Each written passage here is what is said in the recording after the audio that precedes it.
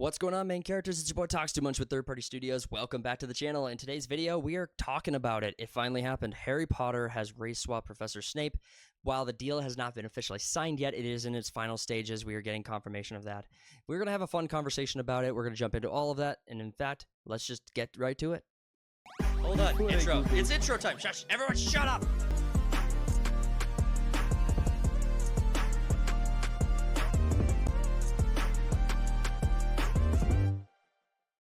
All right, we're gonna jump into our first story. So, Harry Potter HBO series officially race swaps Snape. Paapa Essiedu finalizing deal to become the iconic J.K. Rowling character.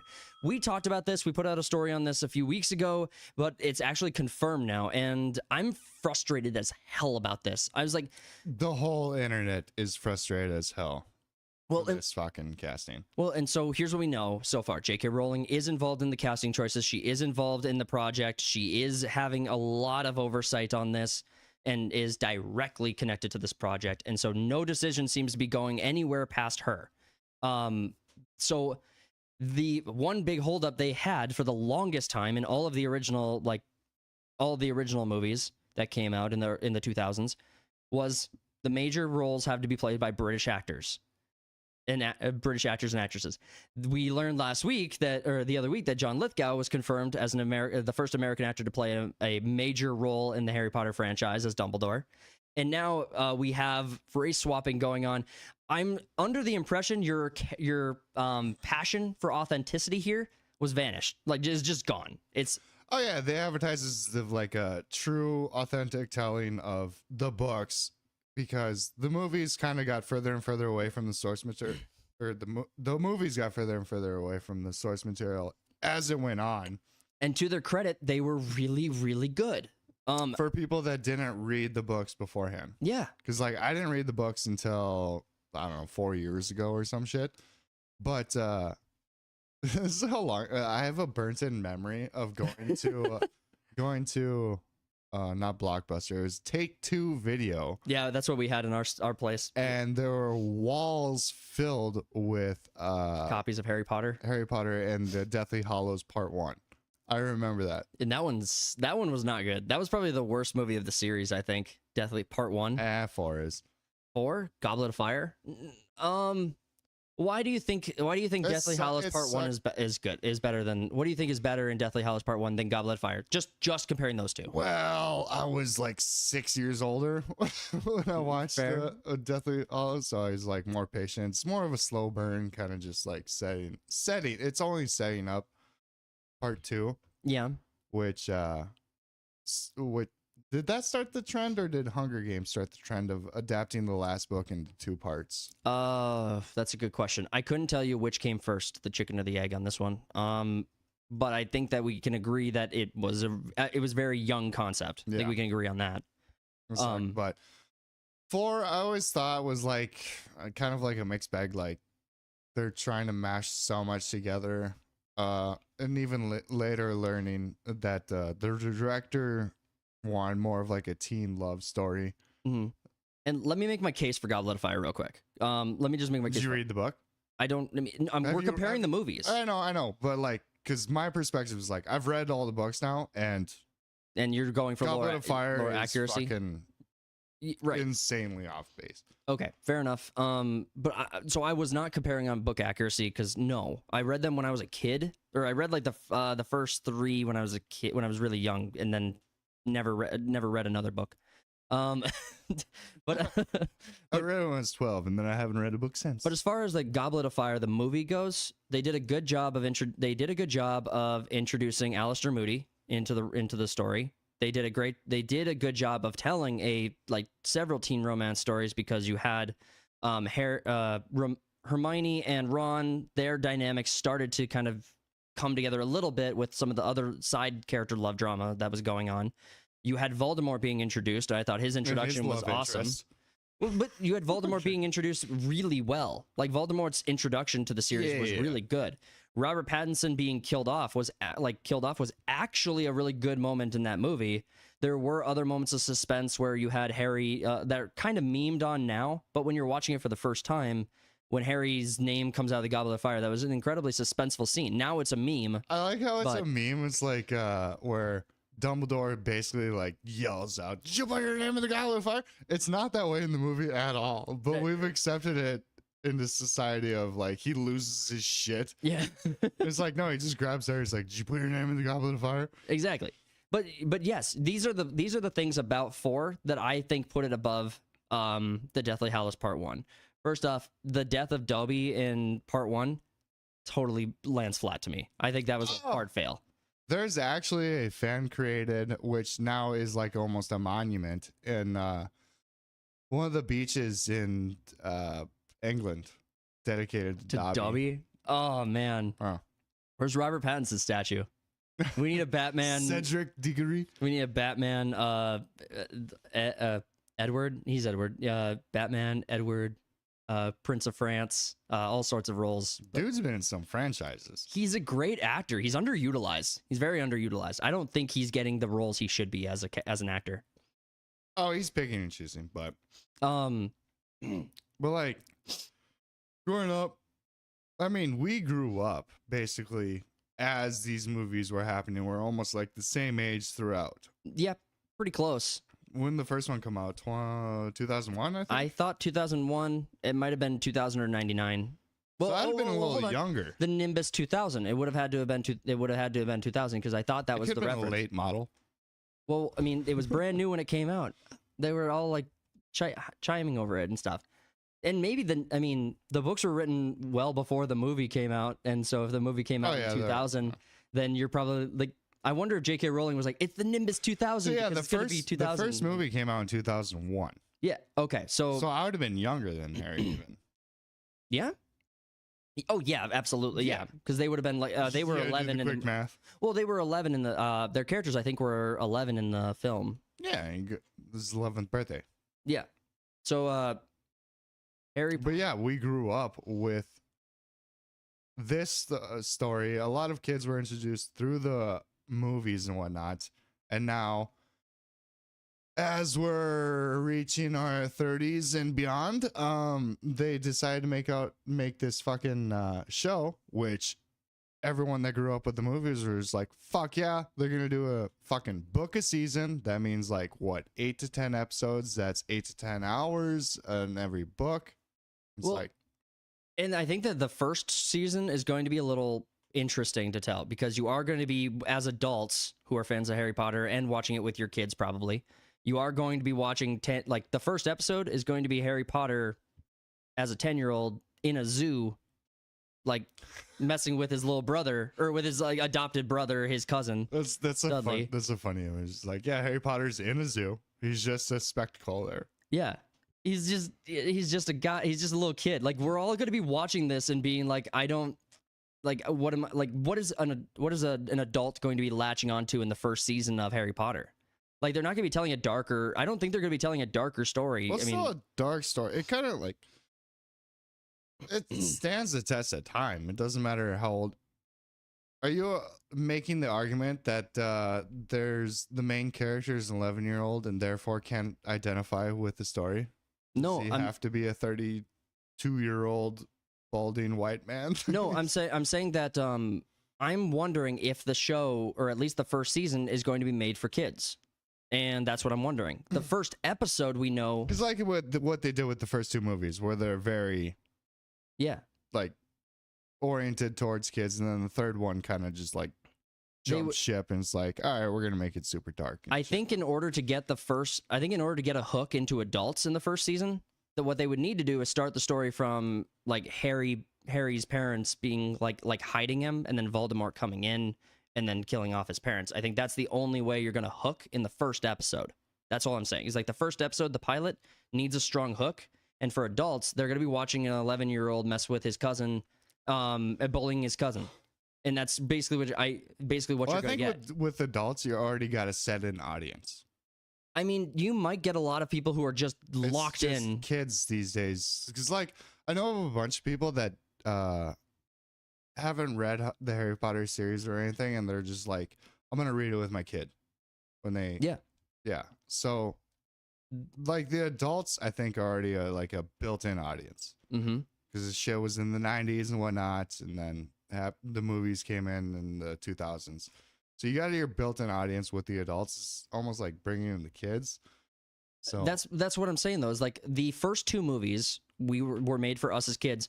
I don't think my parents would have been like passionately excited to watch the first two Harry Potter films because they were made for kids. Like maybe they like the magical world and all its wonders. Nobody likes magic. Magic is ugly and bullshit. So on the Snape race swap thing, a big part of what draws the controversy in on this is the fact that there is a really detailed description of what Snape looks like already in the books. That's a lock-in. It's actually quoted out here in the story. So from the Half-Blood Prince, Snape's pale face illuminated by, let me highlight, a little easier to see, guys. Snape's pale face illuminated by a flaming cabin was suffused. Sure. Suffused with hatred, just as it had been before he had cursed Dumbledore. You dare use my own spell against me, Potter. It was I who invented them, and I am the Half-Blood Prince. You gotta read it as Alan Rickman. I'm Alan Rickman. I'm Alan Rickman. Yeah, I should have read that a lot better. You dare use your own spell against me. Besides the foreshadowing of the Half-Blood Prince with like the book and stuff, did they ever follow up on the Half-Blood Prince in the books? Like the fact that he is the Half-Blood Prince. Like, what was the significance of that outside of like there was a potions book Harry had for a school season? Ah, fuck. Was there any significance behind that title? Because like as far as you could tell from the movies, Snape calls himself the Half-Blood Prince, and then he writes that name into his potions book. Takes a bunch of extra notes because he's really smart. Harry finds it, and then he's like, I wrote my name in your school journal. It was always me who signed your yearbook. And I'm just like, what is the significance of this title? So I was just curious if that ever got addressed. Oh, fuck. Because I don't really remember. I think he was also, I won't say like born from Muggles, but like one side of the family was...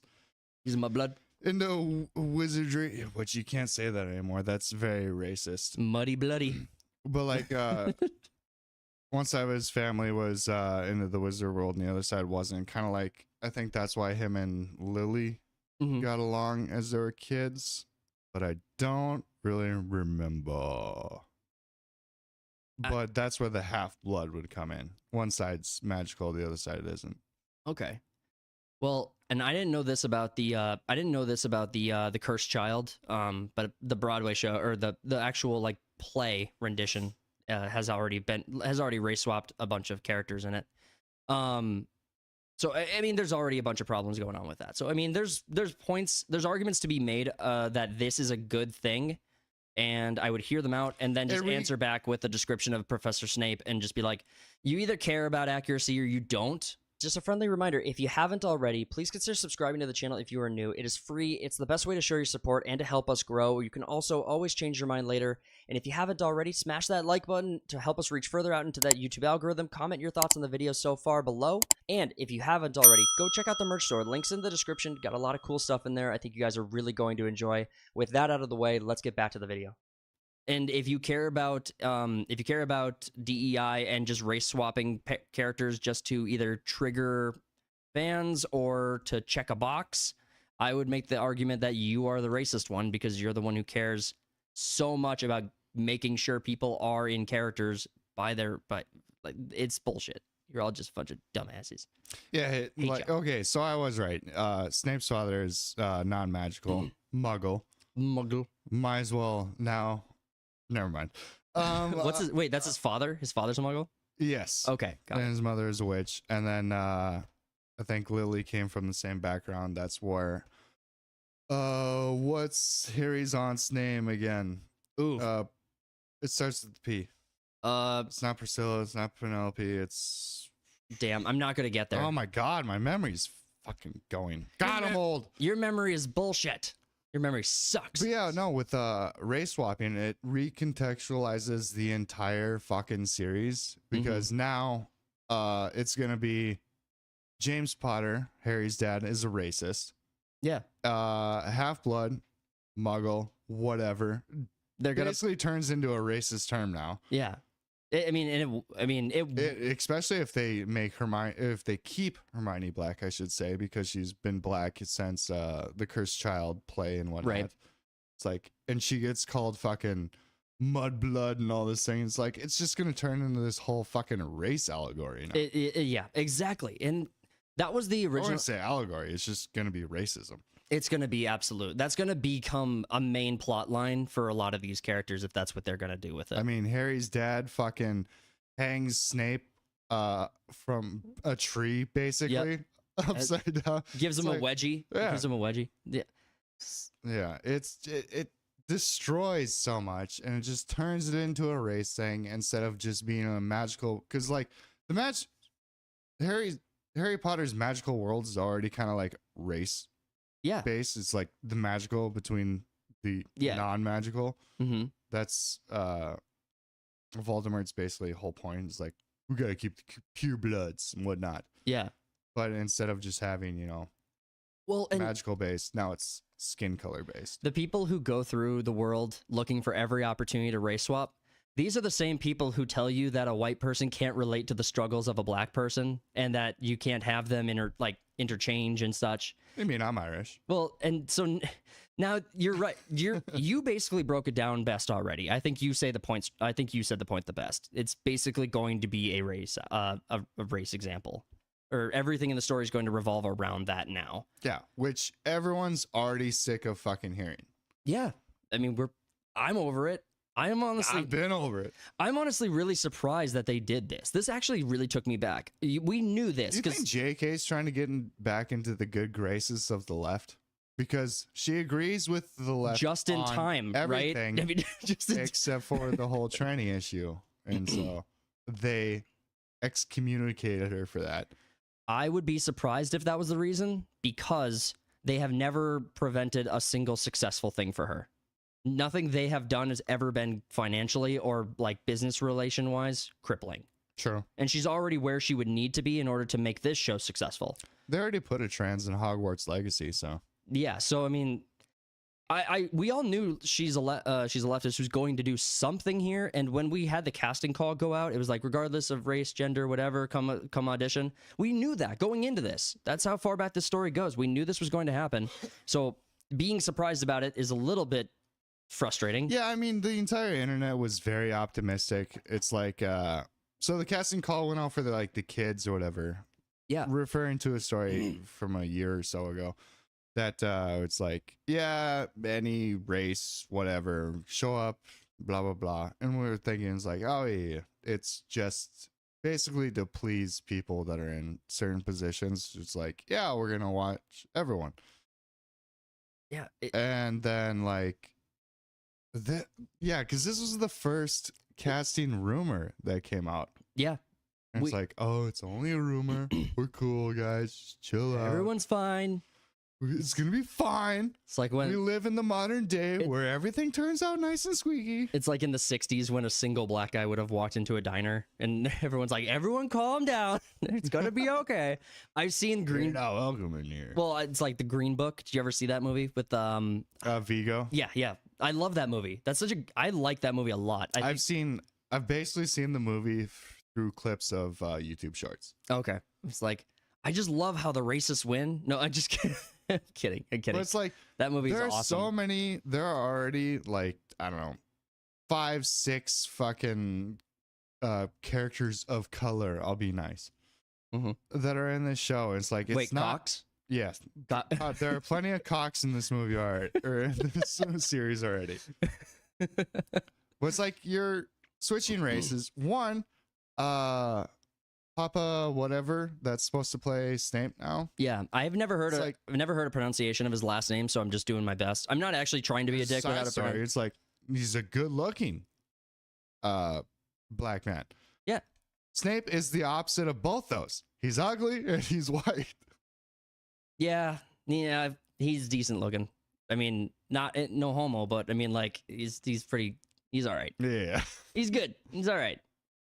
I wouldn't, but Well, he's got to be white. And it's because that's what the source material is. yeah. So And the backtracking on source material in every beloved franchise that we've Ever had. and lost Mm-hmm. is just who are you placating towards? The modern audience that doesn't exist. We've already proved the modern audience does not exist. Because you're going against your fan base immediately by going against source material, because every fan base, the source material is gospel. Yeah. And So as soon as you change something like that, you're losing everyone that loves your franchise from like the bottom up. well, you've heard this argument. Well, do you just want to hear you just want the same story over again in this new medium? Yes. Yes, that. Like there's absolutely no reason. My sister made that claim with how to Train Your Dragon. The she's like, it's just gonna be shot for shot, same thing, whatever, blah blah. It's like, yeah, no, Yeah. and people will love it for that. You mean that cinematic masterpiece? Yeah, please don't change that. Yeah, Yeah, if don't you do go that. against it, you're gonna fucking piss off a shitload of people. Yeah.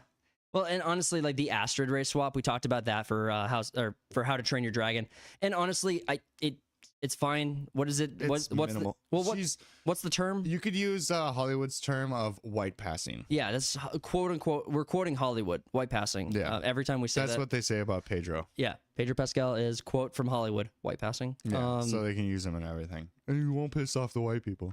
And I don't know if she can do a good job as that character. I'm just letting that one go. But Yeah, on other points on How to Train Your Dragon. yeah, it's very hard. It's hard to think about both of those at the same time and not confuse them.